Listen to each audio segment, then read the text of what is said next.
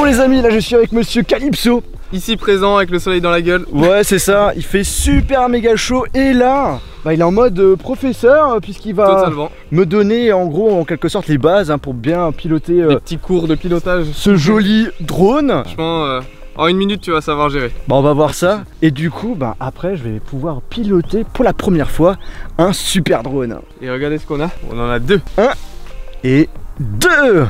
Deux pour le prix d'un. Le grand moment, le grand moment. Je stresse un petit peu, je vais pas te mentir, parce que on sait que ce truc coûte un certain prix et ça serait vraiment ballot et vraiment pas de chance de le casser. Je vais y aller progressivement. Concentre-toi. Allez, déjà j'ai commencé le petit enregistrement, donc là ça enregistre. Ok, ça, j'ai l'impression que c'est bon. C'est parti. Attends que je filme le démarrage. Et on coupe la pelouse, on coupe la pelouse. Après faut que je fasse quoi? Lâche-le, lâche ça, voilà. Et là, voilà.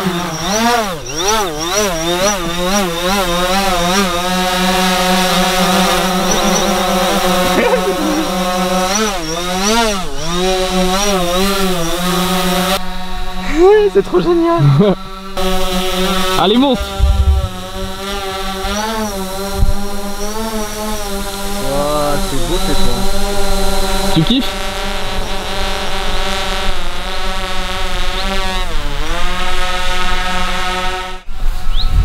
Oh putain, combien de mètres? Super haut. Alors je suis à 40 mètres.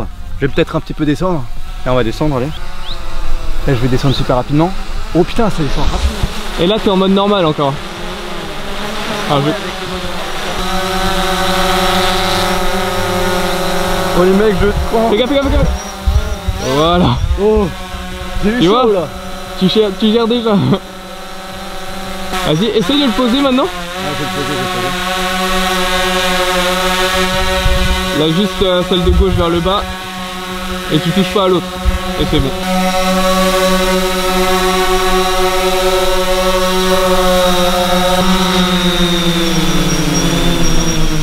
Je l'ai pas fait cracher. Bon bah je peux dire que le premier vol a bien réussi. Mais j'ai quelques trucs à améliorer quand même, hein, je pense, hein. Il est tout de travers. Eh mais regardez-moi cette stabilisation comme c'est génial. C'est un truc de dingue. Ça c'est mon petit jeu. Et du coup monsieur Calypso, tu en penses quoi pour une première? Bah c'est bien, mais je t'avais dit c'est super simple en fait. Donc je vais pas te faire des éloges. Donc en alors gros c'est normal que je réussisse aussi bien? Bah ouais. En fait c'est vraiment super simple et du coup je vais pas lui faire des éloges parce qu'en vraiment en une minute tout le monde peut apprendre. Surtout sur le Phantom 4 en plus. Voilà, j'étais content de me dire j'arrive à gérer un truc assez rapidement. Bien sûr c'est pour rigoler hein.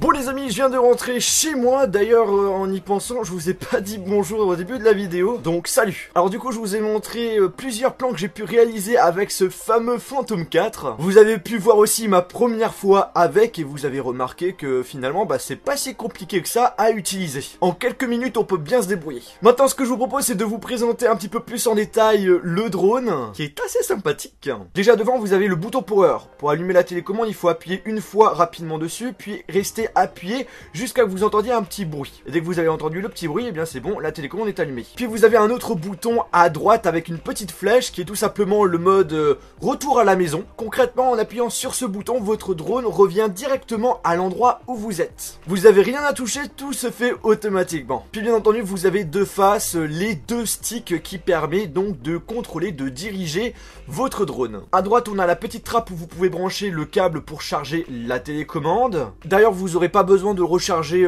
beaucoup de fois parce que tout simplement l'autonomie est vraiment pas mal.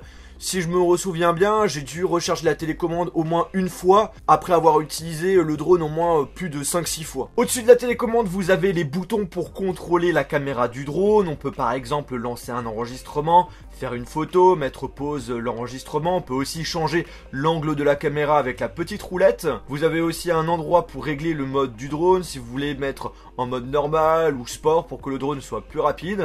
Et derrière vous avez deux boutons, vous avez la possibilité de choisir leur utilité directement sur l'application DJI Go. Et justement pour contrôler ce drone vous avez besoin d'un smartphone qui est branché en USB sur cette télécommande, mais également de l'application donc DJI Go qui se trouve trouve gratuitement sur l'App Store et le Play Store. Ok, on a parlé de la télécommande, maintenant on va s'intéresser vraiment au drone. Alors avant de l'utiliser, vous devez mettre 4 hélices. Donc vous en avez 2 noires et 2 grises. Et chaque hélice doit être placée dans une certaine position. Vous fixez les hélices noires sur les moteurs où il y a des petits autocollants noirs et les hélices grises sur les moteurs avec les autocollants blanc-gris. Aussi, petite info assez sympathique à connaître, pour enlever les hélices afin de les remplacer ou pour ranger votre drone, il suffit d'appuyer dessus et de les tourner tout simplement. Maintenant que les hélices sont mises, eh bien il faut mettre la grosse batterie à l'intérieur du drone parce que sinon vous allez avoir du mal à le démarrer. Et pour ceux qui se posent la question, est-ce que l'autonomie tient la route sur ce drone, je peux vous le dire, oui, c'est le cas. On a environ une autonomie de 28 minutes, donc ce qui est vraiment pas mal par rapport à d'autres drones. Après, bien évidemment, ce temps peut dépendre par rapport à votre utilisation. Après, le conseil que je peux vous donner quand même, pour bien profiter quand même de ce drone, c'est d'acheter des batteries supplémentaires. Mais par contre, le prix, faut compter au moins 150 €. Et oui, ça fait mal. Les hélices sont mises, la batterie aussi. Et bien, si vous voulez prendre des photos et des vidéos avec ce drone, il manque juste de rajouter une carte mémoire micro SD. Il y en a déjà une qui est fournie avec, mais il n'y a pas assez de capacité de mémoire, donc il faudra en acheter une supplémentaire. Maintenant que tout est prêt, eh bien il faut tout simplement allumer le drone. C'est à peu près comme la télécommande. En gros, derrière le drone, au niveau de la batterie, vous avez un petit bouton. On appuie une fois dessus rapidement, et puis après vous laissez appuyer sur le bouton jusqu'à que vous entendiez un petit bruit. Et dès que vous avez entendu le bruit, eh bien c'est bon, votre drone est bien allumé. Ensuite, vous prenez la télécommande que vous avez allumée, vous mettez votre smartphone au niveau du support, vous pouvez mettre une tablette, vous pouvez mettre vraiment pas mal de formats différents en termes d'appareil. Vous lancez l'application Pokémon Go, DJI Go plutôt. Le smartphone va se connecter directement en Wi-Fi avec le drone. Vous mettez ensuite les sticks vers le bas pour que les hélices puissent tourner. Et puis après, bah voilà, vous le faites monter et c'est parti. Maintenant, ce que je vous propose, c'est de vous lister les différentes choses à savoir sur ce drone. Alors déjà, quand vous pilotez le drone, vous avez un aperçu en live avec une qualité 720p sur l'écran du smartphone. Ensuite, ce drone est équipé d'une caméra de 12,4 mégapixels qui vous propose une qualité vidéo jusqu'en 4K 30 fps. Vous avez vu les différents plans que j'ai montrés en début de vidéo, la qualité est vraiment top. Et en plus de cela, vous avez un stabilisateur. Donc pour avoir un mouvement très fluide, franchement, c'est juste parfait. Là, avec ce drone, vous pouvez faire des prises, mais vraiment professionnelles. En ce qui concerne la vitesse, si vous le mettez en mode sport, ça peut atteindre jusqu'à 20 mètres par seconde, donc c'est très rapide. Ensuite, ce drone est équipé de pas mal de capteurs afin d'éviter les obstacles. Par contre, il n'arrive pas à détecter les petits obstacles, comme par exemple des petites branches d'arbres. Donc faites attention où vous filmez parce que même s'il y a ces capteurs, on peut quand même avoir quelques petits accidents. Donc du coup, par exemple, j'essaye de foncer sur un mur, pas de souci, le drone, il n'y aura pas de problème. Par contre, si vous êtes dans une forêt, bah là vous pouvez avoir quelques petits accidents, donc faites très attention. Au niveau de la portée, c'est vraiment pas mal du tout, c'est maximum du 5 km. Après, bien évidemment, tout dépend s'il y a des interférences ou pas. Mais après, très attention, ça veut pas dire que ce drone peut aller loin, que vous pouvez faire tout ce que vous voulez, le mettre super haut, l'emmener vraiment n'importe où. Il y a quand même des choses à respecter, il y a quand même des limites. Ces limites dépendent du pays où vous habitez. Par exemple, en France, on peut monter le drone en hauteur jusqu'à 150 mètres. Alors 150 mètres, c'est vraiment pas mal, mais on n'utilise quand même pas toutes les capacités possibles qu'on peut faire avec ce drone. Désormais, ce que je vous propose pour finir cette vidéo, c'est de vous présenter 2 fonctionnalités fort sympathiques qu'on a sur ce drone. Alors on a tout d'abord le mode tracking qui permet de traquer la personne ou l'objet de votre choix. Par exemple, je sélectionne mon ami qui fait de la moto, et bien le drone va le suivre automatiquement en train de faire sa course.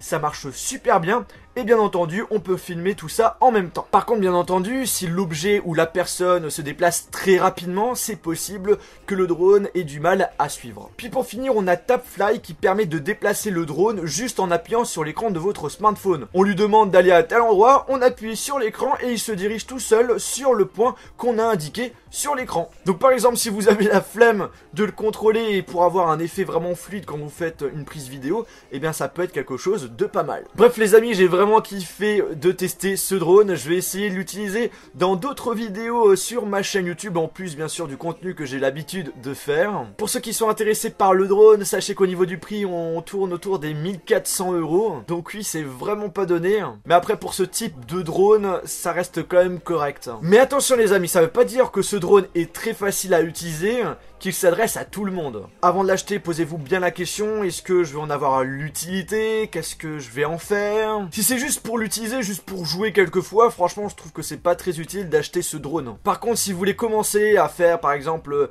des prises vidéo, des photos de jolis paysages avec le drone, là je peux comprendre tout à fait votre décision d'acheter ce drone. Je tiens aussi à préciser qu'avec ce drone, vous n'avez pas besoin d'avoir un permis. Cependant, il y a quand même pas mal de choses à respecter parce que vous n'avez pas le droit de faire tout ce que vous voulez avec ce drone. C'est pour ça que je vous invite à aller dans la description, je vous mettrai un lien d'un site internet qui groupe tout ce qu'il faut savoir quand on utilise un drone. Et bien écoutez les amis, j'espère que cette vidéo vous a plu. Si c'est le cas, n'oubliez pas de mettre un pouce bleu si vous êtes intéressé par ce drone. Allez dans la description. N'hésitez pas aussi à me dire en commentaire comment vous avez trouvé les petits plans que j'ai fait en début de vidéo. Et sur ce, on se retrouve dans une prochaine vidéo. Salut!